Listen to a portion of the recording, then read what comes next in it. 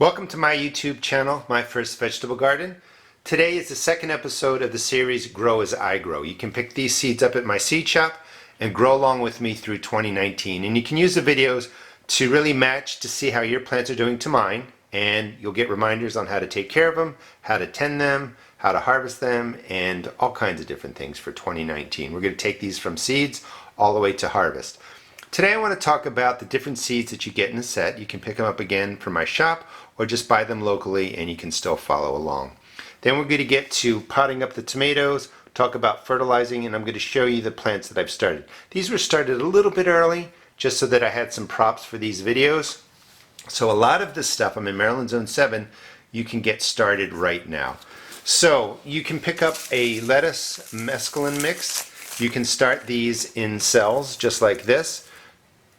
You got the red salad bowl back there, Paris Island over there. You can start them in seed cells, get them going about, I don't know, from germination to they go outside, you want about a 2 or 3 week time span. You don't want them to stay in here too long because they're going to get root bound and they're going to be small. So they germinate, and then within 2 or 3 weeks you want to get them outdoors, and we'll talk more about that. But lettuces are cool weather vegetables. That means their leaves can freeze. You can get them out first. You can direct seed outside, however you want to do it. But your lettuces and greens, you can really get going right now. You can pick up different packages. Let me just go through them. So this is pack 1. You would get red lettuce, red leaf lettuce, that salad bowl. Let's try it again. You'll get salad bowl, red leaf lettuce. And again, you can start this indoors now. You can put it outside when it's cold. They don't mind 40-degree nights, 50-degree days. They love the cool weather. Your spaghetti squash, your cucumbers, these are all warm season crops, and we're going to probably direct sow them outdoors as we get closer to May and the weather warms up. Then you have your peppers in this pack. You get the Cubanelle, jalapeno, Marconi red. Peppers you want to start indoors anywhere from 8 to 12 weeks early. They grow more slowly. Here's an example of the peppers. These were started, today is March 9th. Let's see if I can see real quick. These were started on February 2nd. So you can see the peppers grow more slowly compared to the tomatoes. So 2-2, this is about 5 weeks of growth for the tomatoes. Tomatoes you want to kind of aim to have them only grow indoors 6 to 8 weeks, so you don't have to start them as early as the peppers. And pretty much we want to pot these up. I'm going to show you how to do that if you want to get another 2 weeks worth of growth indoors, but you could plant these directly outside now if the temperatures were right. Now the temperatures for tomatoes and peppers, they like 50-degree nights when the soil is 50 degrees and the days are into the upper 70s. They like the warmth. If you put these into cold soil, they're just going to sit there and they're probably going to actually turn purple. So even though these are warm season crops, we get them started early indoors. We don't do that with the cucumbers, the zucchini. They grow way too fast. You have to get them out real quickly. You just don't seed start them that early. In this pack we have large red cherry tomato, the black cherry tomato, Rutgers tomato, and Mr. Stripey. And then something similar over here. This is the other pack you can buy. It's got the Paris Island lettuce, which we can start now. The Space Master cucumbers would go in when it's warmer. Radishes, these are champion radish. You don't seed start radishes. They need to go straight out into the soil. I'll show you how to do that. The zucchini, not until May. And then we got more of a collection of peppers and tomatoes. So peppers and tomatoes we get going. Those other zucchini, squash, they're going to wait till it gets warmer. And that's all kind of planning, because sometimes we get excited. We'll put in cucumbers, we'll put in zucchini, we'll put in squash, and we get too much going. And if they sit in these trays too long, they're going to be bonsai plants. They're not going to be any good. So right now, May 9th, Maryland Zone 7, we're going to start some peppers and tomatoes again. I'll show you that 30 seconds. We did that in the last video. But I'm going to show you how to pot these up and how to feed all of those. Alright, let me clean up the area and get ready for the potting up for the tomatoes and for the fertilizing. Alright, so let's pot up the tomatoes. And before we get to that, let's go over a couple basic things. Now, I start a lot of tomatoes a lot of peppers, I give them away, a lot of plants. You may not need to do that. So I start mine in these 6 cells, and then I pot them up into larger containers or into cups. I used to put them into 8-ounce, 10-ounce styrofoam cups.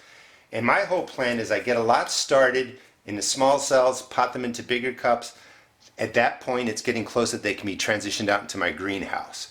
You may not have to do that. You may not want to grow 3 margalobes, 3 red beef steaks. You may just want 1 of each plant, so you just would mark it off.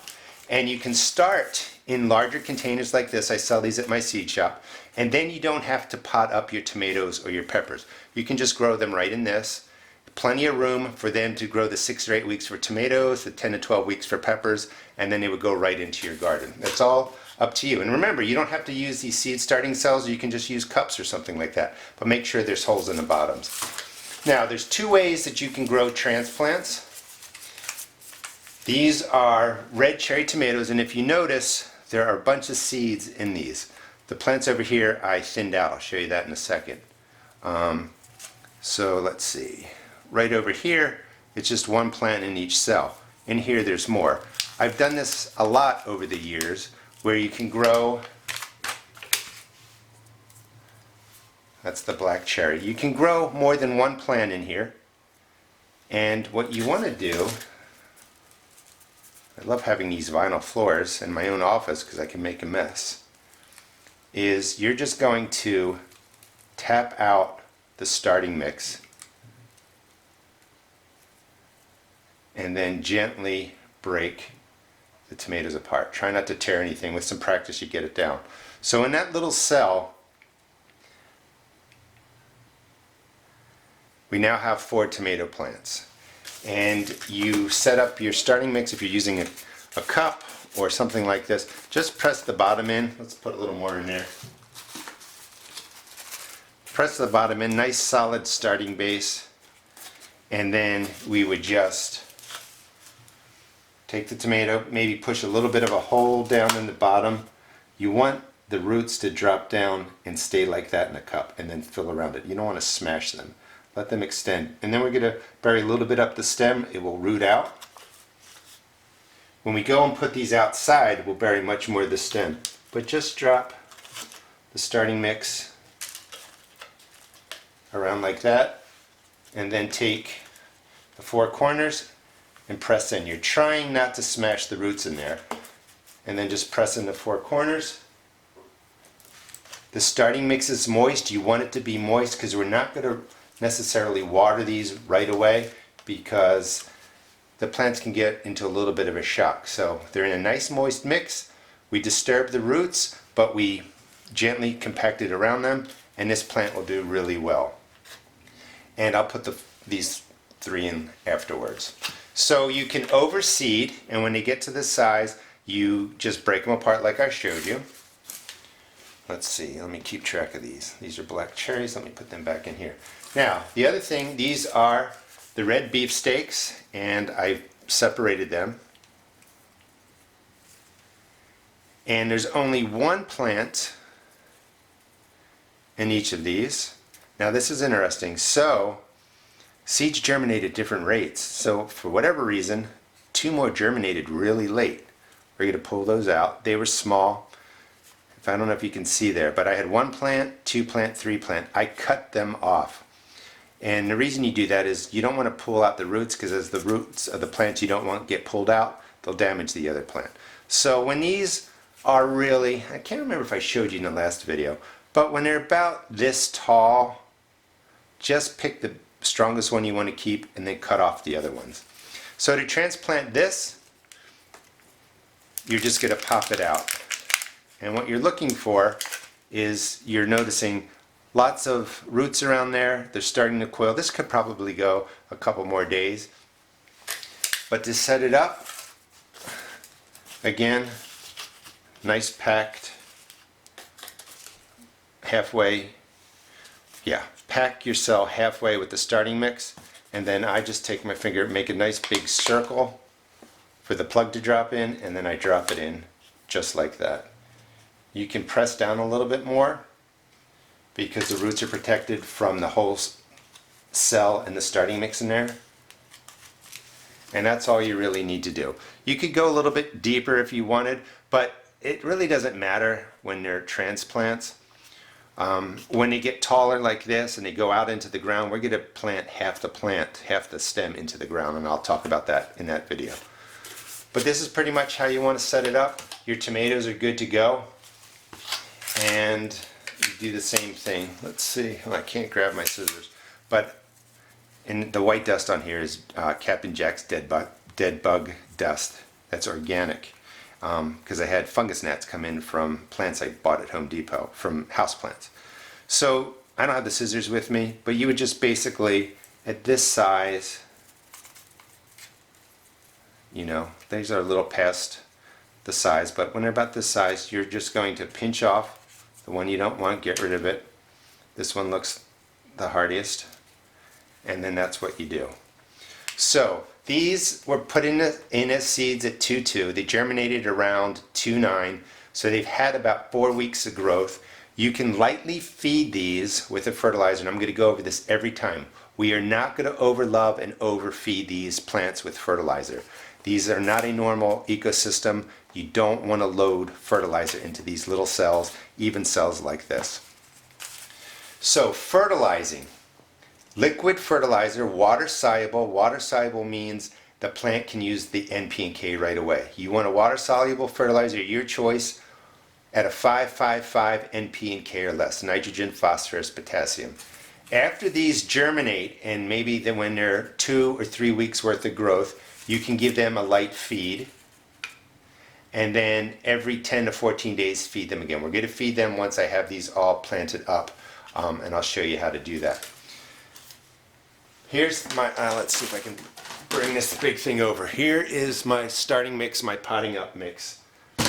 I'm using worm castings now, so in a 12-quart bag of starting mix, I throw it in there, I put in boiling water, heat it to heat up and kill any fungus gnats in here. Of course, I brought mine in from houseplants. And then this is nice and moist. You know, we put in the hot water, killed off any fungus, gnat eggs, any fungus or any problems. But there's no worm castings or anything in here. So after it cools off, two things. When you're doing seed starts, you don't really need any fertilizer in the soil, but I do throw in handfuls of worm castings. But when I get to the potting up mix, it's 1 or 2 cups of worm castings. Here, let me grab the bag. This is the company I recommend and I'm affiliated with. It's Vermisterra, and these are sifted castings. These are all worm castings, full of great things: humic acid, growth hormones, all kinds of good stuff. So 12 quarts of starting mix for my potting up mix that I'm making, and I throw in 1 to 2 cups of the worm castings, and that's about all I do. And that will give nutrition for the plants, give them great stuff, and then we also put in a water soluble fertilizer. Now I probably confused you. Starting mix is usually peat moss, vermiculite. You use it to get your plants started. There's not a lot in there. Potting mix is the next level of stuff you can buy at the store. You can use that now if you want. There's always risk of fungus gnats and other problems. Or you can just take the starting mix and start calling it potting mix like I do. Add in your worm castings or any kind of fertilizer you want, and then pot your plants up. Don't over worry about it. Any kind of nice soil is going to work. Don't bring stuff in from outside. Alright, so let me get these set up. We'll get to the water soluble feeding. You can think about what you want to use for fertilizer in your plants. You just don't need a lot, and I do recommend worm castings. They work really well. Alright, let me get the tomatoes done, and then we'll feed them. Alright, so the tomatoes have been potted up, and I want to just show you a couple of things. If your tomatoes on the undersides have purple leaves, that's perfectly normal. Green on the top, purple on the underside, perfectly normal. That's what a tomato should look like. So now that we've potted them up, we've used moist starting mix, so there's moisture in there. Normally I wouldn't water them right away, but you're going to see that you can. Wait maybe 2 or 3 days, just let them get used to being transplanted over. Don't put them under your lights. This is a good time maybe to put them by a window. Just kind of let them relax and get used to being changed over and having their roots disturbed. So the water-soluble fertilizer, you can use anything. You can be 100% organic. You can use the chemical type fertilizers. As I always say, everything is a chemical. The chemical fertilizers do not harm your plants. They do not harm you. There's nothing fake in there. You can't make a fake nitrogen, a fake phosphorus, a fake potassium. What you want to do is, some of the products come with a tablespoon. The tablespoon typically is what goes into a gallon, and that's what's really the really high NP&K, usually like a 24, 12, 18. If it's only measured by the tablespoon in a gallon, and you have to cut it back, you want to cut it in half, take that 24 nitrogen to 12, cut it in half again, take that 12 nitrogen to 6, and all the way down. So if you're using a tablespoon, you have to figure out how to cut it down by usually 2/3 to get it to that 555 NPK. Some chemical fertilizers and organic fertilizers also have a houseplant measure, and I think this is a half of a teaspoon. You could use the houseplant measure because for the same reasons I've been talking about, they know you don't want massive amounts of NP and K in there, so they already have a measure for that. So in a gallon of water, it usually is the small scoop, and that's perfectly fine to use for your plant. That is a cut down version of the big tablespoon. Hopefully that makes sense. But when you read the package of your water soluble fertilizers, it will tell you what it is, NP and K, how much percent it is, and then you can either use it if it's, under 555, or you cut it in half, cut it in quarters, cut it in thirds, whatever you have to do. So we're going to feed these plants after they germinate at about 2 or 3 weeks, and then again every 10 to 14 days. So that's the fertilizer, and I'm just going to pour it into the tray about 1/4 of the way. You want to bottom water. Let these absorb what they're going to absorb in 30 minutes, dump out the excess. They're good to go. And that's how I feed the plants. I like the chemical fertilizers because they cover macronutrients, micronutrients, and it's not going to harm you or the plants. When you take these out into the garden, when they're nice and strong, I'm going to be using compost, I'm going to be using worm castings, and I'll probably be 99% organic. Indoors, use what you want. Alright, so that's the tomatoes, and they look good. I mean, look at, these were all in that tray over there, spaced out now, looking really good. I wanted to show you real quick again. These are pepper seeds, but you plant them the same way. So it's really important. You fill your starting mix, or you fill your cups with your starting mix. You press down the soil. You want to pack it down. You want a nice, dense planting base. Drop on your starting mix. You can have fertilizer in there if you want. You don't have to. And you're going to be like, this guy's saying you can do this, you can do that. Don't do this, don't do that. I just want you to know there's 1,000 ways to do this, and you can kind of pick what works for you. You don't have to be afraid of making mistakes or do something exactly how someone tells you. Press it down 1/4 of an inch, and this is how I plant my tomatoes and peppers. You would label it, grow as I grow, and you're good to go. You still have time to get this started. Tomatoes, even though these are going to get larger maybe to this size, if you could only grow your transplants for 4 weeks, that's fine. They're going to look something like this. These could go out into the yard. Okay, in the next episode, we'll get to the peppers. I just want to show you them over here. We'll do something with the lettuces too. These are the sweet peppers. Sweet peppers tend to grow quicker than some of the hotter peppers, but we want these to get a little bit bigger. Want them to look something like this. We'll get to transplanting peppers and topping off peppers. Hope you enjoyed this episode. It gives you some confidence to start your vegetable seeds indoors.